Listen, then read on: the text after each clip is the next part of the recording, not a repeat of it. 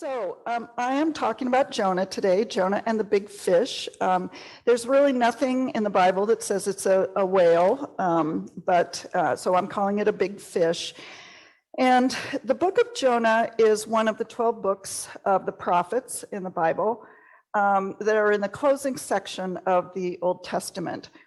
Prior to this story, Jonah was not a very big fish in the prophet world. There was an actual prophet named Jonah, and that's probably where the writer of this story borrowed the name. Although many writers have treated this Jonah as a prophet, in this story, he appears to be an ordinary person, just like you and me, and that's significant. So the book of Jonah was probably written about 400 to 500 BCE, before the Common Era, and was taken from older material from a popular legend and other myths, and then put to new use. Given the time and place of this book in the Bible, the story shows God's mercy on the Assyrians, even though they continued some evil ways. So let's go over this story, and so we make sure we know what we're talking about.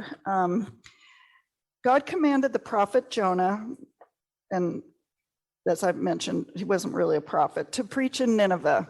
But Jonah did not want to follow God's direction. Jonah was a stubborn fellow, and the Bible tells us that Jonah ran away from the Lord. He went down to the seaport of Joppa and booked passage on a ship. In response to Jonah's retreat, God sent a violent storm which threatened to break the ship in pieces. The terrified crew drew lots, determining that Jonah was responsible for the storm, and Jonah told them to throw him overboard. But first they tried rowing to shore, but the waves got even higher.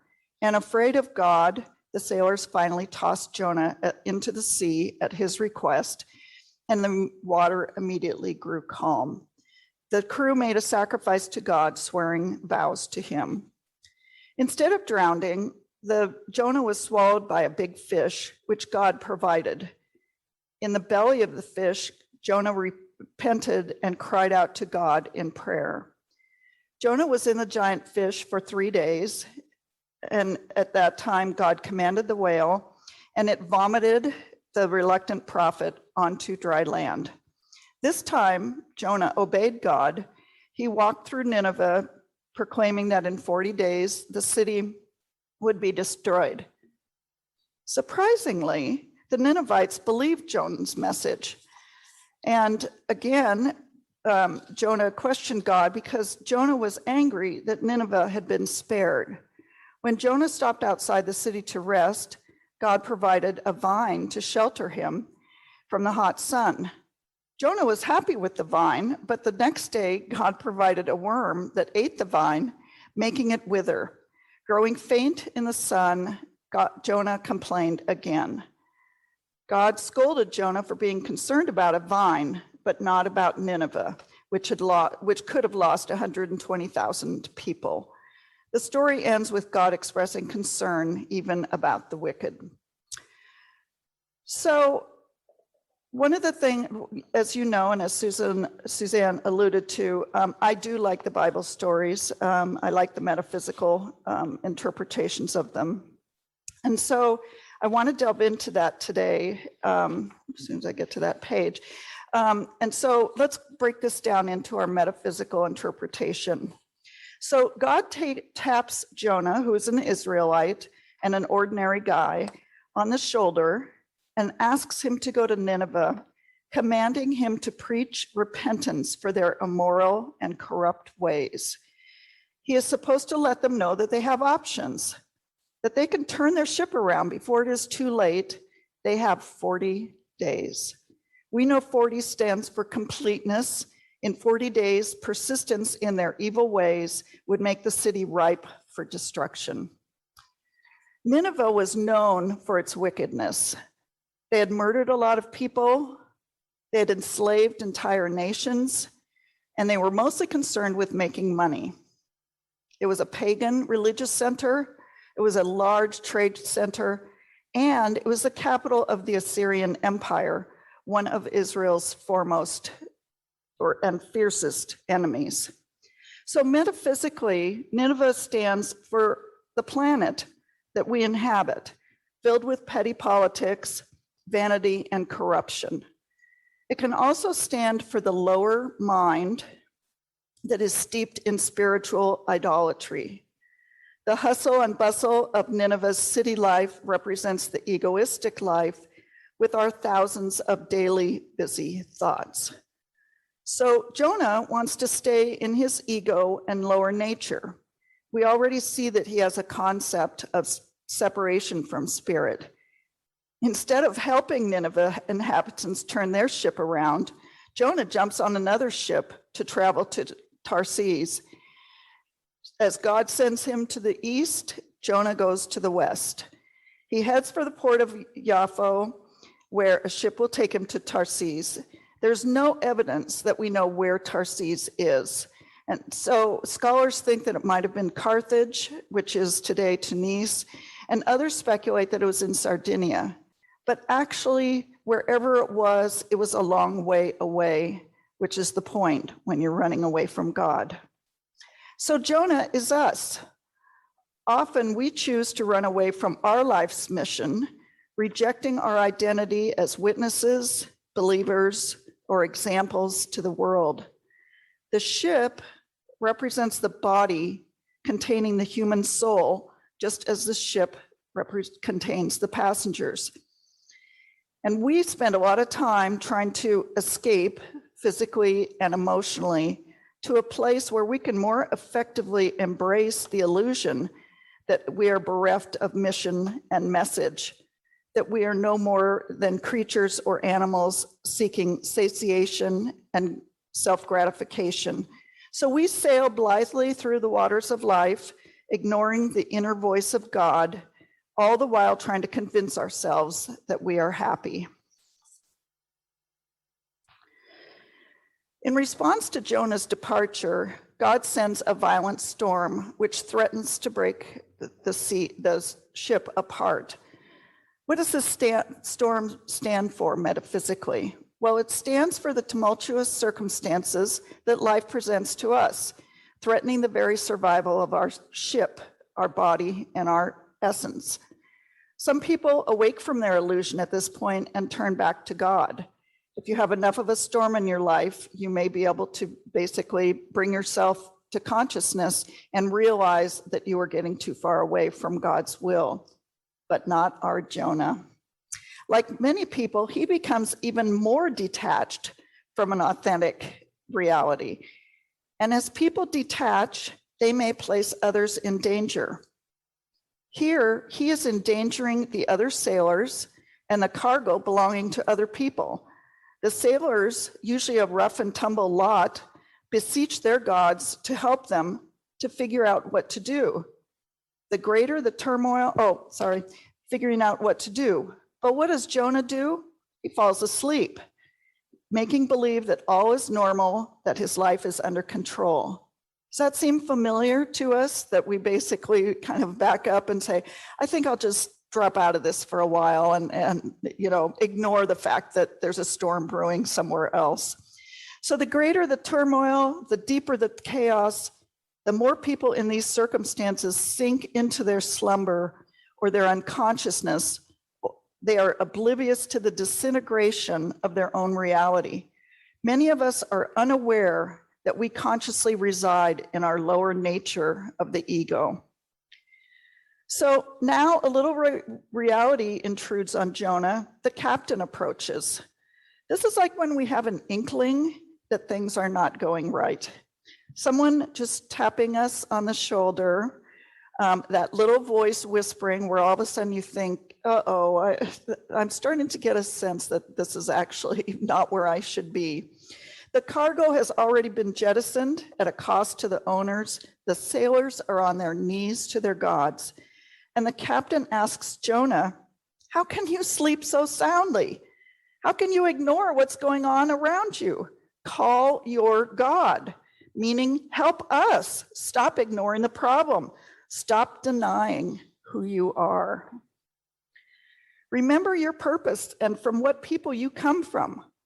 Follow your destiny or mission as a witness through the jungle of history. Escape not your calling to dig and uncover the divine art in many aspects of life. Well, this doesn't move Jonah. The sailors once again try to avoid dealing with Jonah. They try returning to shore, but God has more in store for Jonah. The sailors attempt to appease Jonah's God by telling God that it's not their fault that they must throw God overboard. And Jonah doesn't care that he has put them in danger. The sailors, the unbelievers, actually have more moral value than Jonah does. Finally, Jonah starts to wake up. But does he address his God? Does he take responsibility for himself and jump into the sea? No, he drags everybody aboard into his situation. He doesn't call out to his God. He is in such profound existential depression that overtakes many souls when they discover that they can never fully convince themselves that God is non-existent. They cannot embrace God fully, but they cannot escape God either.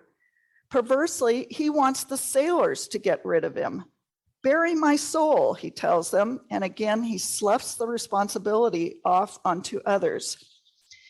At this point, his soul is swept away, his last vestige of spiritual dignity, by raging waters. Metaphysically for us, these raging waters can be addiction, they can be dishonor, they can be enslavement to money, they can be just people who choose not to deal with their Christ consciousness and go about their day at a very low level.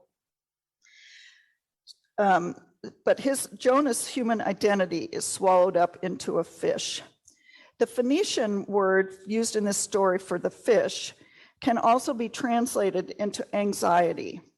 This is another response to turmoil when the distraught person throws themselves into materialistic pursuits so that the anxiety and stress involved in climbing the financial ladder eclipses the deeper anxiety of the soul. It's to get lost in anything else but to face God and what you should be doing.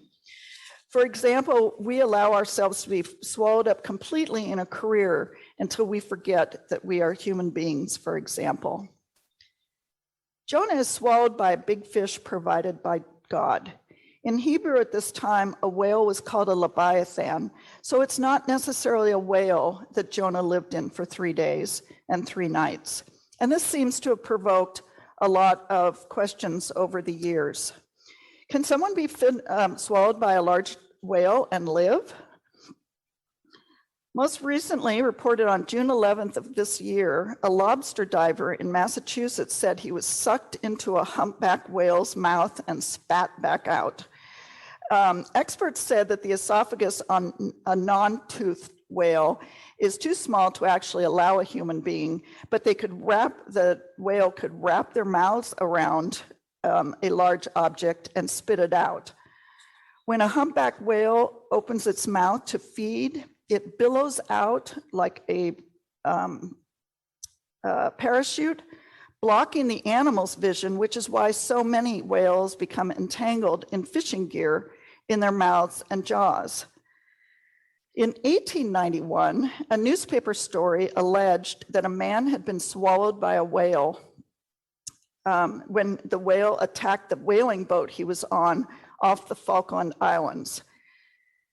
The man was said to have been in the whale for, coincidentally, 36 hours, and that he was rescued when the crew later caught the whale, unaware that the man was inside. He was said to have been bleached white by gastric juices, and he was blind for the rest of his life. Although the story has now been largely discredited, experts said that a sperm whale could swallow a person, since they swallow giant squid, which can be, and I did not know this, 39 to 43 feet long, with their mantle, the main part of their body, at almost 7 feet and weighing 300 to 600 pounds. In 2016, a Spanish fisher said he was swallowed by a whale for 3 days and then flushed out. But as pointed out, that you would still have to first survive the teeth chomping down on your body. Then you would have to deal with the enzymes breaking down your tissue. And finally, when you enter one of the 4 stomach chambers that are filled with methane gas, you would probably be dead if the previous process hadn't already killed you. Okay, sorry, I digress. I know that's, but it is so fun to look this stuff up. And interestingly enough, this has really occupied people over the last 2,000 years of people wondering, what kind of story was this that would be provided where Jonah was basically swallowed by a whale? So it does have some pertinence to what I'm talking about. In the long run, it really doesn't matter whether a whale could really swallow somebody. God provides. Taken literally, this experience could be awful: smothering, compression, no exit. The Spanish fisher said he survived on raw fish and took comfort from the light from his watch. So Jonah stays in the whale 3 days and 3 nights. This is analogous to the time that Jesus spent in the tomb. It's analogous to the blindness that Paul suffered for 3 days after meeting Jesus on the road to Damascus. Like the 40-hour period we often hear about in the Bible, and in this case was the time limit for the Assyrians to reform themselves, the 3 days is a pattern. Since it's a pattern, it might not necessarily mean that it was a full 72 hours. It could have been closer to the 36 hours that the Spanish man claimed.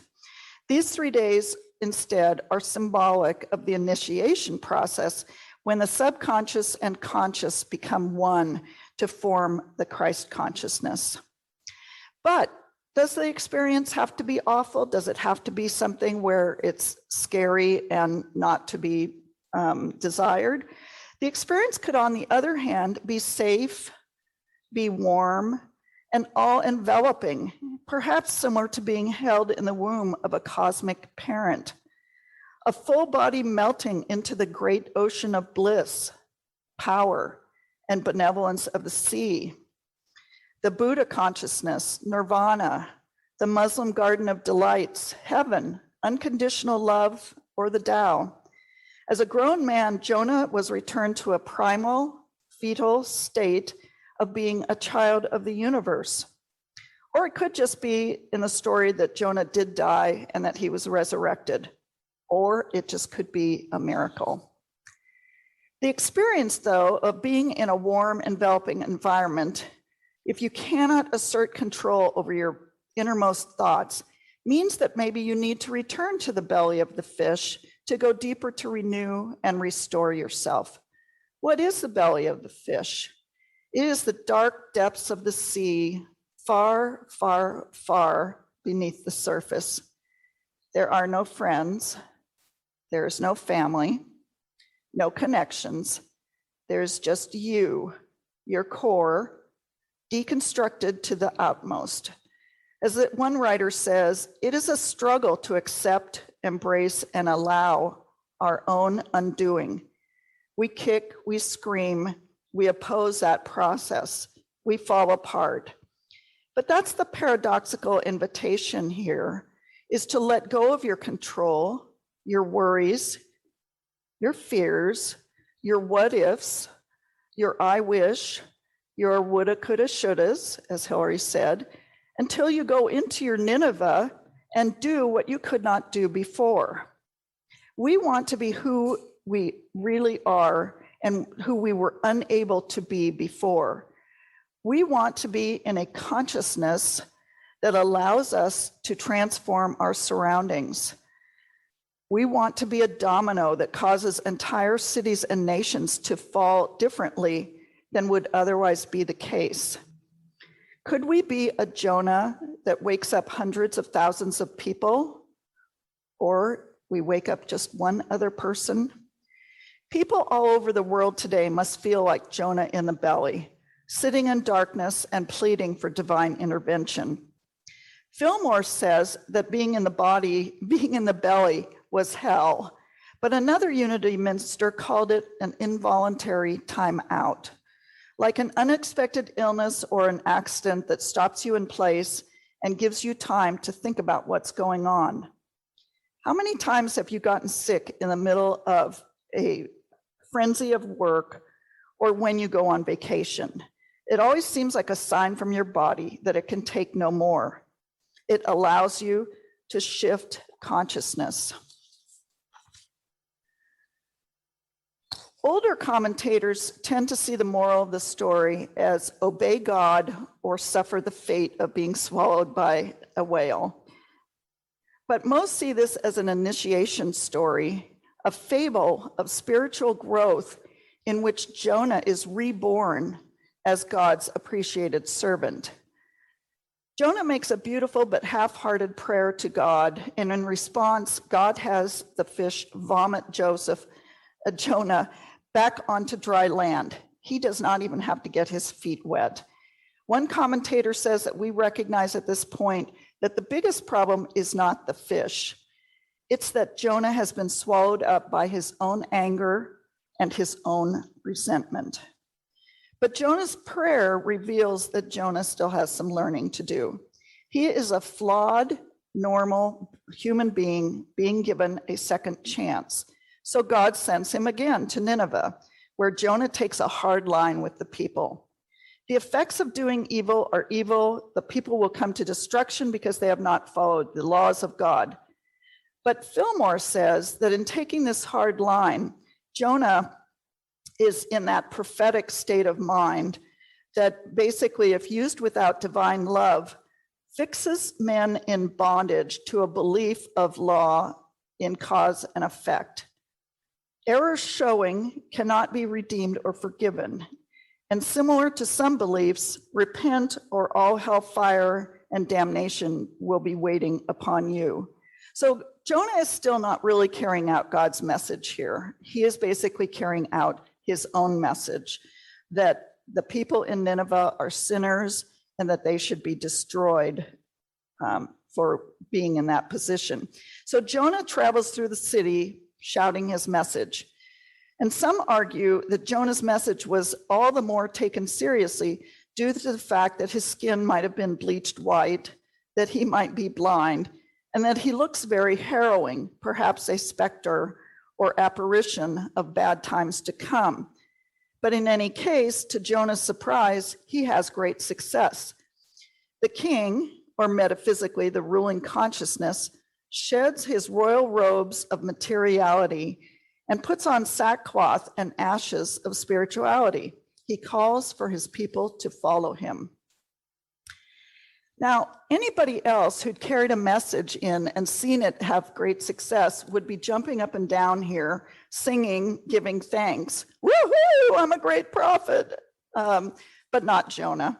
Once it appears that Nineveh is saved by God, Jonah turns to God and berates God for not destroying Nineveh. Jonah retreats to the edge of the city on a hillside. And Fillmore points out that leaving the city is a big mistake for Jonah. This is willful neglect of the situation. So what that means is that once everything has been set in motion and we are basically involved and somewhat responsible, we cannot just walk away. We have to basically turn to God, understand what our responsibility is, and then take it up. But instead, Jonah's like, I'm out of here. So there should have been praise and rejoicing for the people, which are metaphysically our thoughts, and that they are being directed by infinite wisdom and love and saved from sin and destruction. So at this point, God says to Jonah, do you do well to be so angry? But Jonah doesn't want any part of forgiveness and grace, even though forgiveness and grace has just brought him out of a watery grave. Jonah has not gotten his way. He is ready to give up. The greater good of Nineveh is not Jonah's concern. He is concerned with the fulfillment of his prophecy of doom. What a time for Jonah to get ambitious with his prophetic powers. He blows his second chance. It's hot and God provides a plant to spring up and provide shade. While he's grateful, Jonah only sees the plant and not the source of the plant. When a worm destroys the plant, Jonah is mad again, asking God to let him die. By this time, we know Jonah is a drama queen. God asks again, do you do well to be angry? It's like Dr. Phil asking, how's that working for you? But Jonah is not assuaged. He doesn't care about the sailors, the captain, the cargo, the people of Nineveh, the huge numbers of cattle and people that would have been destroyed. He is only about himself. One explanation of why Jonah was angry about that the second chance God gave Nineveh was that it might have seemed to Jonah like a threat to Israel. If so, Jonah was putting his own national interest or personal status ahead of the people of Nineveh and ahead of God's word. Israel may have meant more to Jonah than love and service to God. Or Jonah may have been exhibiting his own superiority as a member of God's chosen people. He was looking down on the pagans. All things we might be guilty of doing as well. But in any case, good excuse or not, Jonah was not following God's will. Jonah was only seeing a part of the picture, and God sees the whole picture, which may not be available to us. God's message had nothing to do with Jonah. Jonah was merely an instrument of God's power, mercy, and glory. One last interpretation is that this is actually a story of irony. Could Jonah have behaved any worse? At every point, Jonah turns out to be an example of how not to behave. First, we have a big fish story. We have believers acting morally and Jonah acting immorally. We have Nineveh converting in a second, where most prophets spend whole careers trying to convert people. And basically, as we're listening to this story, or as we've heard it in the past, we think to ourselves, this is outrageous. This is ridiculous. And we smile to ourselves, and then all of a sudden we realize this story is about ourselves. Our amusement or our embarrassment allows the message to go straight to the heart. So what are we supposed to get out of this story? Well, number one, divine guidance is powerful. Sometimes it might be a little vague or faint. Other times it's crystal clear, as it was here. But if we align ourselves with divine guidance, we are powerful. On the other hand, if we align ourselves with materiality, with our ego, or with the whims of the world, we may find life increasingly disappointing and difficult. If we believe life is hard, life's going to be hard. If we believe God is good all the time, we will be able to find good even in the challenges and even if it is not of this moment. If we are in a storm of our own making, we are resisting guidance and refusing to acknowledge and activate our divine nature of love and wisdom. Heed the storm clouds. Unity's law of cause and effect tells us, this is the second point. So the first one is divine power, divine message is very powerful. The second is that unity's law of cause and effect tells us that our thoughts and beliefs can create our experience with infinite possibility in each moment. We can direct our thoughts and beliefs in a new direction and change our whole experience in a moment. So as I flame into a moment of anger, I take a breath. Jonah enjoyed direct guidance from God, something that many of us crave, and yet he rejected it for his own reasons. As I breathe into my true nature, I am not doomed to repeat the effects of anger beyond those moments in my own body. As I take a cleansing breath, I allow compassion to begin to direct my thoughts as I consider my next step. I do not wish evil upon what incited my original anger, because the anger is all about me, not the thing outside of me. I am worthy of grace, and I put my new cause thought into motion. God does not judge, does not condemn, does not punish. God is love, grace, compassion, and wisdom. And third, I am the only person who gets to choose the directions of my beliefs. I am the only one who can hold on to anger, judge others, or wish evil upon others. I can follow ego mind or divine mind. I can be right or I can be happy. I can live in fear or I can live in love. Some people, like Jonah, hold on to these painful error thoughts right up until the end. Jonah demonstrated that even people who know the truth may be unable to live the truth. So maybe you're in internal conflict today, or you're having an issue with judging others, or you're holding on to anger. If you find yourself getting stuck this week, let that still small voice whisper to you, how's that working for you? Don't be a Jonah. Let go and let God. Thank you.